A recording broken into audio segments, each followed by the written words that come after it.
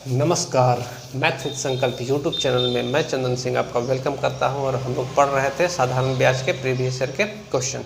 तो आइए हम लोग एक नए क्वेश्चन के साथ शुरुआत करते हैं।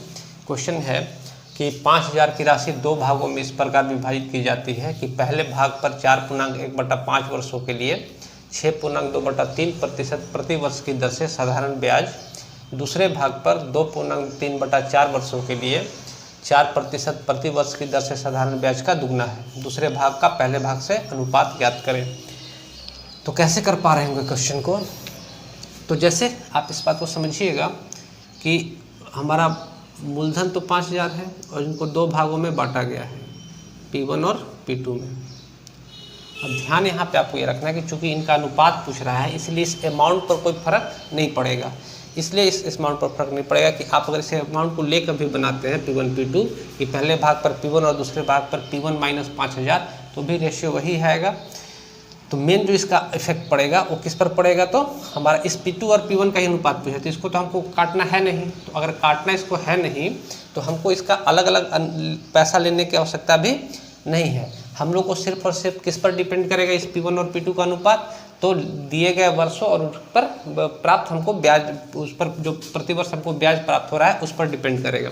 तो पहले भाग के बारे में क्या कह रहा है कि जो हमको ब्याज मिल रहा है वो कितने वर्षों के लिए है? तो 5 चौका 20 और 1 21/5 के लिए। रेट कितना है? तो 20/3। और दूसरे भाग पर जो हमको समय दिया गया है वो है 2.3/4 नहीं 4 दूनी 8 और 3 11/4 वर्ष के लिए। और रेट कितना है? तो 4%। रेट कितना है? तो 4%। नीचे बट्टा में 100 नहीं ले रहे हैं, PRT/100 होगा, PRT/100। यहाँ भी 100 होगा और यहाँ भी 100 होगा। 100 से 100 तो कट जाना है, तो इसको हम लोग लेके नहीं चल रहे हैं। अब यहाँ से आप देखिएगा कि अच्छा आगे क्या कहता है कि 4% प्रति वर्ष की दर से साधारण ब्याज का दुगना है। ये वाली राशि इससे दुगनी है, तो अगर हमको इसको इक्वल करना होगा तो हमको इससे 2 से गुना करना है। ये वाली राशि इससे दुगनी है, इसका मतलब हमको इससे 2 से गुना करेंगे तब ये जाके इक्वल हो जाएगा। अब यहाँ से आप देखिए कि इस 4 से 4 कट गया, इस 5 से कट गया, 5 चौका 20 3 बार में, 3 से 1 कट जाएगा 7 बार में, और तो कुछ कटेगा नहीं, ये 2 से कटेगा 2 बार में। तो P1 कितना हो जाएगा? P1 × 7 दूना 14 और P2 कितना हो जाएगा? तो 11। हमको P2 अनुपात P1 पूछ रहे हैं कि दूसरे भाग का पहले भाग से अनुपात क्या है। दूसरे भाग का पहले भाग से अनुपात क्या है? तो P2/P1 कितना हो जाएगा? तो 14/11। यानी जो हमारा आंसर होगा वो P2 अनुपात P1 कितना हो जाएगा? तो P2 अनुपात P1 हो जाएगा 14/11 और यही हमारे प्रश्न का उत्तर है। तो उम्मीद है आपको ये बात समझ में आई होगी कि इस 5000 रुपये अगर देता तो भी ठीक है और नहीं देता तो भी हम इसको इस 5000 का कोई यहाँ पे यूज नहीं है। आप लेके भी बनाएगा तो भी क्वेश्चन बनेगा लेकिन लंबा जाएगा। तो हमारा काम इस क्वेश्चन को बनाने का तरीका ये होगा। चलते हम लोग नेक्स्ट क्वेश्चन की ओर। आइए हम लोग इस प्रश्न को करने का कोशिश करते हैं। अच्छा क्वेश्चन है और इसके का जो बनाने का तरीका है वो अगर आप सही से आप इस तरीके को पकड़िएगा या समझिएगा तो आपको क्वेश्चन बनाने में ज़्यादा मेहनत नहीं लगेगा। अदरवाइज़ आप क्वेश्चन को अगर आप यहाँ पे बेसिक से बनाना चाहिएगा तो आपका काफ़ी समय यहाँ पे खर्च होगा। देखिए हम लोग कैसे क्वेश्चन को कर पाएंगे अगर बेसिक से हम जाएंगे तो, और इसके बाद हम इसको करने का तरीका भी आपको समझा रहे हैं। जैसे हमसे कह रहा है कि 8400 रुपये की एक राशि किसी निश्चित समय में 8.75 प्रति वर्ष साधारण ब्याज की दर से 11,046 रुपये हो जाती है। तो 9600 रुपये की राशि पर इसी दर से इसी समय के लिए साधारण ब्याज ज्ञात करें। कैसे कर पा रहे होंगे? तो हमसे यहाँ पे मूलधन दे के रखा है और ये रेट दे के रखा है ये वाला। तो यहाँ से हम लोग टाइम निकाल सकते थे कि SI क्या हो जाएगा? तो PRT/100। तो मूलधन कितना है? 8400। रेट कितना है? तो 8.75। और टाइम कितना है हमको नहीं पता, हमको टाइम निकालना है बाई 100। यहाँ से हमको SI भी पता है, कह रहा है कि 8400 रुपये की राशि है 11,046 रुपये हो जाती है। तो हम यहाँ से बता सकते हैं कि जो हमारा SI होगा इस मिश्रधन में से इस मूलधन को घटा देंगे, 11,046 माइनस 8400 इसमें से घटा देंगे तो हमारा ब्याज प्राप्त हो जाएगा। तो 10 में से 6 गया, 10 में से 4 गया 6 और 2 2646 रुपये हमारा ब्याज है। तो इस SI की जगह पे हम लोग लिख सकते हैं 2646 रुपये। यहाँ से हम टाइम निकाल लेंगे। जब यहाँ से आप टाइम निकालिएगा तो इसके बाद यहाँ पे जैसे टाइम जो होगा इसको कैलकुलेट कीजिए तो आ जाएगा 3.6 ईयर, 3.6 ईयर। यहाँ से अगर हम लोग टाइम निकाल लिए और टाइम निकालने के बाद कह रहा है कि वो राशि, अगली राशि कितनी है, तो 9600 रुपये है, और राशि इसी दर पर इसी समय के लिए साधारण ब्याज हमको ज्ञात कीजिए। तो ये ऐसा ही हमको निकालना है अगेन इस पर। तो इस बार मूलधन कितना है 9600, रेट हमको पता है कि इसी दर पर कह रहे हैं, नहीं 8.75, और टाइम कितना हो जाएगा 3.6, और इसको भागा लगेगा किससे, तो 100 से। तो यहाँ से हम ऐसा ही प्राप्त कर सकते थे, लेकिन आप खुद ही समझिए कि आपको इसको कैलकुलेशन करने में कितना समय आपका खर्च हो जाता। तो इस प्रकार के प्रश्न को करने का तरीका क्या है कि चूंकि हमारे पास यहाँ पे ध्यान देने वाली बात यह है कि हमारे पास रेट भी समान है और बाद में क्या कर रहा है, समय भी समान है, यानी रेट और टाइम पर तो डिपेंड करेगा नहीं। अगर रेट और टाइम दोनों समान है तो रेट और टाइम पर साधारण ब्याज डिपेंड करेगा नहीं। डिपेंड किस पे करेगा, तो लगाई गई धनराशि पे। जैसे यहाँ 8400 रुपये लगा रहे हैं और यहाँ पे 9600 रुपये लगा रहे हैं, तो जिस अनुपात में हम इस राशि को बढ़ा रहे होंगे उसी अनुपात में हमारा ब्याज भी बढ़ रहा होगा। यानी कि हम क्वेश्चन को कुछ इस तरीके से समझें, अब देखिएगा, इसको समझिएगा ध्यान से। क्वेश्चन को कुछ इस तरीके से समझें कि पहले वाली राशि पर हमको मान लेते हैं कि SI1 मिल रहा है, पहले वाली राशि पर SI1 मिल रहा है, एक मूलधन है, रेट है कितना, और एक टाइम है। तो हम लोग मान लेते हैं कि R1 और T1 है, और मूलधन हमको यहाँ पे पता है कि मूलधन कितना है, तो 8400 रुपये है। दूसरा, हमको ब्याज, साधारण ब्याज प्राप्त होगा किससे, तो इस 9600 वाली राशि से। तो मूलधन हमारा 9600 है, बाई 100 भी होगा। यहाँ पे रेट है और टाइम है, चूँकि रेट और टाइम सेम है तो रेट इंटू टाइम ही लिखते चलते हैं, बाई 100। आप अगर इससे इसको डिवाइड कर दीजिएगा, और यहाँ पे SI1 हमको पता है कि SI1 कितना है, तो 2646। जब आप इसको इससे डिवाइड कर दिया तो इस 100 से 100 कट जाएगा, इस रेट से रेट कट जाएगा, इस टाइम से टाइम कट जाएगा। तो हमारे पास जो यहाँ पे बच गया वो 2646 बटा SI2, और इसको आप लिखिएगा तो 8400 बटा 96। 2 जीरो से जो काट ले रहे हैं यहाँ पे, इसको काटिएगा तो कट जाएगा 12 सत्ते 84 और 12 अठे 96। आप यहाँ से बता सकते हैं कि 7 का रिजल्ट 2646 है, तो 1 यूनिट का रिजल्ट कितना हो जाएगा, तो 7 या 21, 5 चौवन 7 सत्ते 49 और 7 अठी 56। तो 1 यूनिट का रिजल्ट कितना हो गया, 378। तो हमसे 8 यूनिट का रिजल्ट पूछ रहा है, तो 8 यूनिट का रिजल्ट कितना हुआ, तो 28।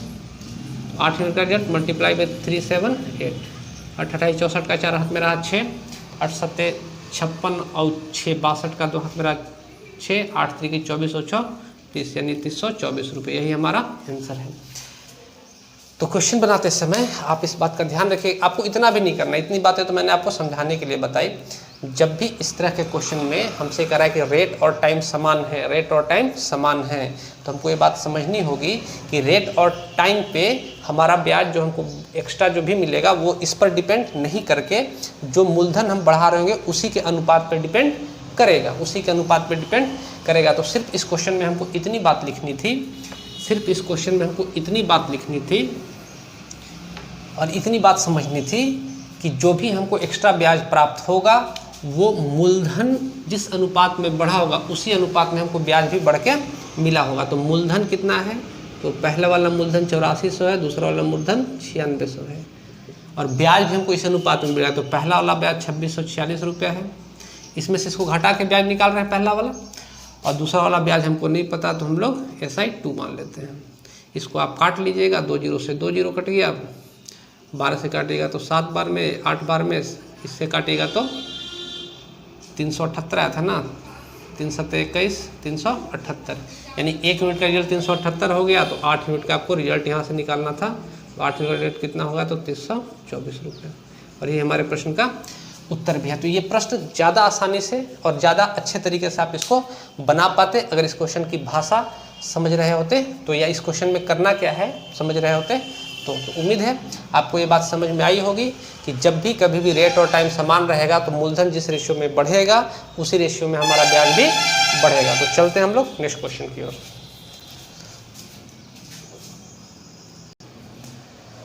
तो आइए हम लोग इस प्रश्न को करने का कोशिश करते हैं। CPO 2019 का क्वेश्चन है, अच्छा क्वेश्चन है। आप लोग इसको करने के तरीके पर देखिएगा। हमको ये भी पता है कि हो सकता है कि आपसे ये क्वेश्चन बन भी जा रहा होगा, लेकिन क्वेश्चन करेंगे कैसे इसको आप लोग ध्यान रखिएगा। हो सकता है कि आपका तरीका और मेरा तरीका अलग हो, और आपसे हो सकता है कि बेहतर तरीके से मैं आप इस क्वेश्चन को आपको समझा सकूँ। तो देखिए क्या कह रहा है क्वेश्चन में कि सुदीप ने एक निश्चित राशि का 1/8 भाग 5% प्रतिवर्ष की दर से 2 वर्षों के लिए तथा इस राशि का 3/5 भाग 6% प्रतिवर्ष की दर से 2 वर्षों के लिए एवं शेष राशि को 10% की दर से 2 वर्ष के लिए निवेश किया। यदि मिलने वाला कुल ब्याज 1674 रुपये हो तो निवेश की गई कुल राशि ज्ञात करें। तो यहाँ से जब भी फ्रैक्शन का बात करेगा तो हम लोग टोटल राशि मान लेते हैं। टोटल राशि हम लोग मान लेते हैं कि टोटल हमारा जो मूलधन होगा वो ऐसा मानते हैं कि इस फ्रैक्शन से आसानी से कट जाए, जैसे 8 और 5 से आसानी से कट जाए। तो ये मान लेते हैं कि हमारे पास कितना टोटल मूलधन होगा, तो 40 यूनिट टोटल हमारा मूलधन होगा। इससे हमको फ़ायदा ये मिलेगा कि पहला वाला मूलधन, दूसरा वाला मूलधन और ये तीसरा वाला मूलधन, 3 भागों में मूलधन को बांट रहे हैं। तो ये कह रहा है कि इस निश्चित राशि का 1/8 भाग, तो हम लोग कह सकते हैं कि 1/8 भाग मतलब 5 हो जाएगा। इसका 3/5 भाग, तो ये हो जाएगा 3/5 भाग, तो 25 8 40 8 3 की 24, ये 24 हो जाएगा। और शेष राशि को आगे कहता है कि हम शेष राशि को रिप्रेजेंट किया, तो शेष राशि तो 5 ये मूलधन है, 24 ये मूलधन, तो शेष कितना बचा, तो 24 और 5 29, टोटल ये P1 P2 मिलाकर 29 हो गया। तो 40 में से 29 घटाएंगे तो ये कितना आ जाएगा, 11। ये मूलधन का भाग, शेष भाग कितना है, तो 11। हम लोग ये मान के चल रहे हैं कि मूलधन हमारा 40 यूनिट होगा। यहाँ से हमको जो ब्याज प्राप्त होगा तो PRT/100 होता है। तो आप यहाँ पे समझिएगा कि PR कितना है, वहाँ पे रेट 6% है और टाइम तो सब में 2 साल है। रेट शुरुआत वाले में कितना है, तो 5%, टाइम 2 साल, इसको 2% ही लिख लेते हैं, यही है। बटा 100 कीजिए चाहे नहीं कीजिए, कोई फ़र्क नहीं है। यहाँ पे 2% लिखिए चाहे इतना बटा 100 लिखिए, एक ही बात है। यहाँ पे रेट कितना है, तो 6%, सॉरी 5% रेट है ना, 5% रेट है और टाइम 2 साल है। यहाँ पे 24 होगा, रेट कितना है 6% और टाइम इसका भी कितना है 2 साल है। यहाँ पे प्रिंसिपल जो है 11 है, रेट कितना है 10% और टाइम कितना है, तो 2 साल है। और बोल रहा है कि यही हमको ब्याज प्राप्त होगा, ये PRT/100 हो गया और यही हमको ब्याज प्राप्त हो रहा होगा। और ये ब्याज जोड़ के होगा कितना, तो 1674 रुपये। ये हमसे क्वेश्चन में कह रहा है। फिर से एक बार इस बात को समझिएगा, हमसे कह रहा है कि सुदीप ने एक निश्चित राशि का 1/8 भाग 5% की दर से, तो हम लोग राशि मान लेते हैं कि 1/8 और 3/5 की जगह हम लोग मान लेंगे भाई 40 यूनिट हमारी राशि कुल रही होगी। ऐसी संख्या जो इस 8 और 5 से आसानी से कट जाए, तो 8 और 5 आसानी से कटेगा 40। अब हम कह सकते हैं कि इस 40 का 1/8 भाग लगा रहा हूँ, यानी 5 यूनिट यहाँ लगा रहा होगा, 3/5 भाग लगा रहा हो तो 25 8 40 और 3 की 24, यानी कि 24 भाग यहाँ लगा रहा होगा। तो 40 में से 5 भाग और 24 भाग यहाँ लगा दिए तो 11 भाग यहाँ लगा दिए। ये वाला धन 5% रेट पर 2 साल के लिए है, ये वाला 6% की दर से 2 साल के लिए और 10% की दर से भी 2 साल के लिए है। ध्यान ये रखिएगा कि इसको आप रेशियो मत बना लीजिएगा, क्योंकि रेशियो बनाएगा तो फिर आपको ये कुछ न कुछ इसमें से कटने लगेगा। और अगर यहाँ पे आप रेशियो बना के काटिएगा तो बाद में आपको इसको मल्टीप्लाई करना पड़ेगा, क्योंकि जो ब्याज हमको मिल रहा है वो इतना ब्याज कंप्लीट हमको मिल रहा है। तो इसको आपको काट के रेशियो नहीं बनाना है, ध्यान रखिएगा। तो अब इसको हम लोग ऐड कर देंगे तो ये हमारा कंप्लीट ब्याज निकल के आ रहा होगा, ये हमारा कंप्लीट ब्याज निकल के आ रहा होगा। यहाँ से आप 2% कॉमन, ये परसेंट और 2 को कॉमन ले सकते थे। अगर इसको कॉमन लेते तो ये हो जाता 25 प्लस 24 छक 144 प्लस 11 जहाँ 110 बराबर 1674। इस 2% को उधर ले जाते हैं, इसको ऐड कीजिएगा तो 5 और 4 9, 4 2 6 और 1 7 और 2 279। ये बराबर किसके हो जाएगा, तो 1674 गुना 100/2। ये 2% को 2/100 था तो इसको लेके इधर तो 100/2 हो गया, तो 279 यूनिट का रिजल्ट इतना हो गया। तो हमसे पूछ रहा है कि भाई मूलधन कितना है, तो निवेश की राशि कितनी है, तो 40 यूनिट। तो हम कह सकते हैं कि भाई 40 यूनिट का रिजल्ट कितना हो जाएगा, तो 279 से इसको काटिएगा तो 7 2 9 से कटेगा, तो 9 से कटेगा तो 9 3 27 और 9 एकम 9, 9 एकम 9, 9 8 72 और यह 9 छक 54। इससे 31 से काटेगा तो ये 6 बार में कट जाएगा। 2 से काटिएगा तो ये 3 बार में, तो ये तो हो गया 300। और ये 40 यूनिट का रिजल्ट कितना हो जाएगा, तो 40 यूनिट का रिजल्ट हो जाएगा 40 गुना 300, 40 गुना 300, तो ये कितना हो जाएगा, तो 12,000 रुपये। और ये हमारे प्रश्न का उत्तर है। तो उम्मीद है आपको ये बात समझ में आई होगी। आप इसको अगर यहाँ पे थोड़ा सा समझने में दिक्कत होगा तो आप ऐसे इसको कर लीजिएगा कि 279 यूनिट। ये ध्यान रखिए कि इसको हमको यहाँ पे काटना नहीं है। कई बार स्टूडेंट ये गलती कर देते हैं, तो 279 यूनिट रिप्रेजेंट किया किसको, तो 1674 गुना 100/2। जब इसको आप 1 यूनिट का निकालिएगा रिजल्ट, 1 यूनिट का, तो हो जाएगा 1674 गुना 100/2 और डिवाइड में ये चला जाएगा 279। और जब 40 यूनिट का निकालिएगा यहाँ से तो कितना हो जाएगा, इसको इधर लिख देते हैं, तो 1674/279 गुने 100/2 मल्टीप्लाई बाई 40। इसको जब काटिएगा, अभी काटे थे तो कटा था 6 बार में, इसको 2 तिहाई 6, 3 चौके 12, ये कितना हो जाएगा, तो 12,000। और ये हमारे प्रश्न का यहाँ पर कैलकुलेशन है। आपको जैसे अच्छा लगेगा, जैसे सुविधा लगे वैसे आप कैलकुलेशन कर सकते हैं। तो इस प्रश्न का कितना उत्तर होगा, 12,000 रुपया। तो उम्मीद है आपको ये बात समझ में आई होगी। मेन जो आपको यहाँ पे हमको सिखाना या बताना था, तो आप ये सिखाना बताते हैं कि जब भी ऐसे प्रश्न दिए रहेंगे तो आपको साधारण ब्याज में इनका रेशियो नहीं बनाना है। इनको डायरेक्ट PRT/100 ये ब्याज मिला होगा, ये ब्याज मिला होगा और ये ब्याज मिला होगा, आपको कंप्लीट ब्याज ही निकालना है। तो चलिए हम लोग चलते हैं नेक्स्ट क्वेश्चन की ओर।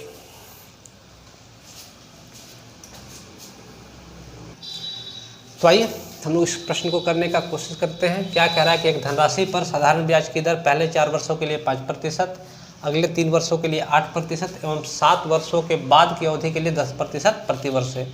यदि इस राशि पर 10 वर्षों में उपार्जित साधारण ब्याज 1850 रुपये हो तो राशि कितनी है, हमसे ये क्वेश्चन पूछ रहा है। कैसे कर पा रहे हैं इस क्वेश्चन को, आसान सा क्वेश्चन है। तो इसमें आपको जो ध्यान रखनी है बात, वो ये रखनी है कि कह रहा है कि एक धनराशि पर साधारण ब्याज की दर से पहले 4 वर्षों के लिए 5%, तो एक मूलधन तो कोई एक ही होगा। यहाँ पे कह रहा है कि P है और ये हमसे कह रहा है कि पहले 4 वर्षों के लिए 5% है। तो पहले रेट इनटू टाइम, तो पहले 4 वर्षों के लिए 5% है, यानी पहला बार हमको ये ब्याज मिला होगा पहले तो 4 वर्षों के लिए। दूसरा कह रहा है कि अगले 3 वर्षों के लिए इसी मूलधन पर जो हमको ब्याज मिलेगा वो किस रेट पर मिलेगा, तो 8% पर मिलेगा। और तीसरा जो हमको मूलधन मिल रहा होगा, अच्छा आगे कह रहा है कि एवं 7 वर्षों के बाद, तो 4 साल तो यहाँ हमको ब्याज ले लिया और 3 साल यहाँ ब्याज ले लिया, और 7 साल के बाद अगर हमको कोई भी ब्याज मिलेगा उसका रेट कितना होगा, तो 10%। और कह रहा है कि यदि इस राशि पर 10 वर्षों के में उपार्जित साधारण ब्याज, यानी कि हम लोग को ब्याज कितने समय तक मिला है, तो ये 10 सालों तक ही ब्याज मिला है। तो 4 साल यहाँ, 3 साल यहाँ, 7 साल और 10 सालों तक ब्याज मिला है। मतलब अगला जो मूलधन हमारा होगा उस पर ब्याज कितने समय के लिए होगा, तो 3 सालों के लिए। क्वेश्चन में ध्यान रखिएगा कि यहाँ पे 7 से गुना मत कर दीजिएगा, क्योंकि कह रहा है कि 7 वर्ष के बाद जो मिलेगा रेट वो 10% मिलेगा। और जितने समय के लिए हो जाए, 10 साल के लिए था तो यहाँ पर हम लोग देखिए 4 और 3 7 साल तो यहाँ था, और बाकी 10 साल के लिए ब्याज नहीं। अगले 3 साल के लिए कहता है कि 12 साल में ब्याज मिला है तो अगले 5 साल के लिए, कहता है कि 15 साल में ब्याज मिला है तो अगले 8 साल के लिए। तो यहाँ पे हमसे कह रहा है कि 10 वर्षों में ब्याज, तो ये 4 साल यहाँ, 3 साल और 3 10 साल, और रेट कितना होगा, तो 10%। और यही जोड़ जाड़ के जो हमको ब्याज मिला है वो कितना मिला है, तो 1850 रुपया मिला है। यहाँ से हम P कॉमन ले सकते थे, ये हो जाएगा 20%, या P% आप कॉमन ले लीजिए, ये 20 हो जाएगा, प्लस 24 हो जाएगा और प्लस 30 हो जाएगा, तो हो जाएगा 1850। तो P इक्वल टू कितना हो जाएगा, तो इसको जोड़िए, 30 20 20 50 20 70 और 4 74, तो P इक्वल टू कितना हो जाएगा, तो 1850/74 गुना 100। ये परसेंट इधर लाके मल्टीप्लाई हो जाएगा, 74 से इसको काटिएगा तो ये कट जाएगा 25 बार में। तो मूलधन कितना हमारा होगा, तो मूलधन हो जाएगा हमारा 2500।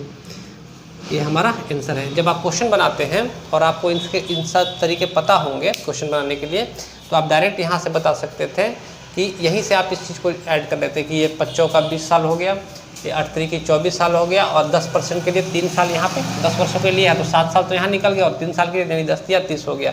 तो 20 24 और 30, यहाँ जोड़ लेते 74 हो जाता, तो 74% रिप्रेजेंट किसको करता है, तो 1850 को, तो 100% किसको रिप्रेजेंट करेगा। तो लिखने का तरीका, बनाने का तरीका अलग हो सकता है। आप जब क्वेश्चन को अच्छे से समझते हैं तो आप अलग अप्रोच के साथ क्वेश्चन को कर सकते हैं, कम समय में कर सकते हैं, लेकिन आप कुछ भी अप्रोच तब लगा पाइएगा जब आपको उसका बेसिक पता होगा। तो ध्यान रखिएगा, इस क्वेश्चन को करने का ये तरीका है, और बाकी आप क्वेश्चन यहाँ से भी चाहते तो कर सकते थे। तो चलते हैं हम लोग नेक्स्ट क्वेश्चन की ओर। आइए हम लोग इस प्रश्न को करने का कोशिश करते हैं। कह रहा है कि किसी निश्चित राशि पर 10% प्रति वर्ष की दर से 1 वर्ष के चक्रवृद्धि ब्याज, चूँकि है इसमें सिंपल इंटरेस्ट पूछ रहा है, चक्रवृद्धि ब्याज दे कर रखा है, तो क्वेश्चन तो चक्रवृद्धि ब्याज में भी बन सकता था, लेकिन चूँकि है इसलिए मैं इसको बता रहा हूँ, और उम्मीद करता हूँ कि चक्रवृद्धि ब्याज थोड़ा बहुत आपको आता होगा।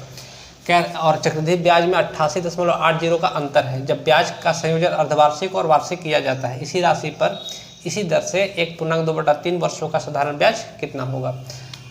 तो हमसे यहाँ पे जो क्वेश्चन पूछ रहा है, कह रहा है कि साधारण ब्याज कितना होगा, और इस कंडीशन के साथ क्वेश्चन में क्या कह रहा है कि एक निश्चित राशि पर 10% प्रतिवर्ष की दर से जो प्रतिवर्ष की दर से 1 वर्ष के चक्रवृद्धि ब्याज में 88.80 का अंतर आता है जब ब्याज का संयोजन अर्धवार्षिक और वार्षिक होता है। हमसे कह रहा है कि जब ब्याज का संयोजन हम अर्धवार्षिक करते हैं और एक बार क्या करते हैं, वार्षिक करते हैं, तो जो अंतर आएगा इसके ब्याज का वो 88.80 रुपये का आ रहा होगा। तो ब्याज के संयोजन के लिए ध्यान रखिएगा, जैसे रेट का जब भी बात करेगा, रेट का जब भी बात करेगा तो रेट कितना है यहाँ पे 10%, तो रेट का जब भी बात करेगा हमेशा ईयरली ही होता है, एक साल में 10% रेट है। अगर हम ब्याज अर्धवार्षिक संयोजन करते हैं यानी 6 महीना पर करते हैं तो रेट भी हमारा आधा हो जाएगा। रेट कितना हो जाएगा, तो आधा हो जाएगा यानी 5%। और हमको देखना है भाई टाइम, तो एक साल में कितने टाइम तक हमको ब्याज मिला होगा, तो हम कितने टर्म तक ब्याज मिला होगा, तो 6 महीना पर अगर हम लोग ब्याज ले रहे होंगे तो हर 6 महीना पर ब्याज का मतलब हो गया कि साल भर में हमको 2 बार ब्याज भरना पड़ा होगा। और जो चक्रवृद्धि ब्याज होता है वो सक्सेसिव इंक्रीज होता है। जैसे ऐसे समझिएगा, जैसे अगर 10% रेट रहता और 2 साल के लिए हमको ब्याज देना पड़ता तो 10%, और सक्सेसिव निकालने के अलग अलग तरीके हैं, प्लस 10% और प्लस 10 गुना 10। हमको जो ब्याज मिल रहा होता वो कितना मिल रहा था, तो 21% ब्याज मिल रहा होता। इससे ये कट जाता 10, 10, 20 और 1 21% ब्याज मिल रहा था। 3 साल के लिए यही ब्याज 21% प्लस 10% आगे हम लोग काम करते हैं, लेकिन 2 टर्म के लिए अगर ब्याज करेंगे तो हम लोग को 21% ब्याज मिलेगा। पहला साल तो 10% ब्याज मिलेगा, 100 रुपये पर 10 रुपये ब्याज मिलेगा, और अगला साल इस फिर 10 पर 100 रुपया। देखिए जैसे ये 100 रुपया हम लोग मूलधन मान लें, तो पहला साल पर जो साधारण ब्याज होगा वो तो 10 रुपये ही होगा, और अगले साल पर इस पर भी ब्याज मिलेगा। इस पर तो 10 रुपये मिलेगा ही मिलेगा, दूसरे साथ साथ इस पर भी ब्याज मिलेगा, यानी ब्याज की जो कुल राशि होगी वो 21 रुपये की हो जाएगी। तो ये सक्सेसिव बढ़ता है। तो सक्सेसिव लिखने का ये तरीका है, ऐसे भी हम इस क्वेश्चन को लिख सकते हैं, और भी तरीके से हम लोग सक्सेसिव बना सकते हैं, लेकिन यहाँ पे हम एक ही तरीके पे बात कर रहे हैं। तो हम लोग कह रहे हैं कि भाई रेट अगर अर्धवार्षिक है, हाफ ईयरली है, ये रेट अगर हाफ ईयरली है तो रेट कितना हो जाएगा 5%, और टाइम का अगर बात करें तो साल भर में हमको भरना कितना बार पड़ेगा, तो 2 बार, तो टाइम कितना हो जाएगा 2 टर्म हो जाएगा। तो 2 टर्म के लिए हम 5% ब्याज भर रहे होंगे, तो हम कह सकते हैं कि ये ब्याज की राशि 5% सक्सेसिव ब्याज मिलेगा, 5% प्लस 5 गुना 5/100 मिलेगा। ये बात किसी को कम समझ में आएगा तो मेरा परसेंटेज का वीडियो है, काफ़ी डिटेल में इन सब पर मैंने चर्चा किया है, यहाँ मैं नहीं कर रहा, तो आप लोग परसेंटेज का वीडियो में देख सकते हैं। तो यहाँ पे इसको कैलकुलेट कीजिएगा तो हो जाएगा 10.25%। यानी हम कह सकते हैं कि अगर एक साल में ब्याज मिलता 10% ईयरली, तो 6 महीना पर यानी अर्धवार्षिक अगर हम लोग ब्याज जोड़ते तो ब्याज कितना आ जाता, 10.25% हो जाता। इसको मैं मिटा रहा हूँ, फिर से एक बार लिखता हूँ। तो आपको ध्यान सिर्फ यहाँ पे ये रखना था कि ईयरली जो ब्याज मिला होगा, ईयरली जो ब्याज मिला होगा वो कितना मिला होगा, तो 10%, और हाफ ईयरली जो ब्याज मिला होगा, हाफ ईयरली जो ब्याज मिला होगा वो ब्याज मिला होगा 5% प्लस 5% प्लस 5 गुना 5/100 यानी कि 10.25%। और यही कह रहा है कि इसका अंतर कितना है परसेंटेज में, तो हम लोग कह सकते हैं कि 0.25% इसका अंतर है। और ये अंतर क्वेश्चन में कितना देकर रखा है, तो 88.80।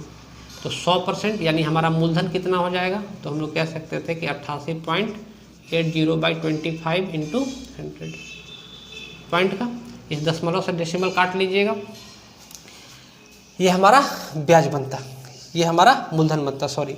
तो मूलधन इसको काटिएगा तो मूलधन कितना आ जाएगा, तो मूलधन आ जाएगा, इसको काटिएगा तो 25 चौका 100, यानी जो हमारा मूलधन होगा 8800।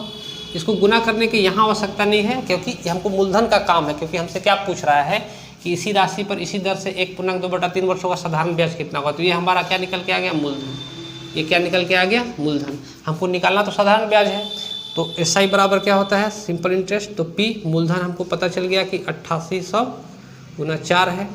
रेट हमको पता है कि भाई इसी रेट पर निकाला यानी 10 पर ही, और टाइम यहाँ तक रखा है 3 एकम 3 और 2 5/3, 5/3। इसको आपको कैलकुलेट करना है, तो 2 0 से 2 0 तो यहाँ कट जाएगा, 3 से काटिएगा तो ये कट जाएगा, 3 दूना 6, 3 8 24 और 3 6 18 और 5 का 20 हो जाएगा, यानी 286 गुना 20। इसको जब मल्टीप्लाई कीजिए तो 6 दूना 12 के 2 हाथ में रहा 1, 8 दूना 16,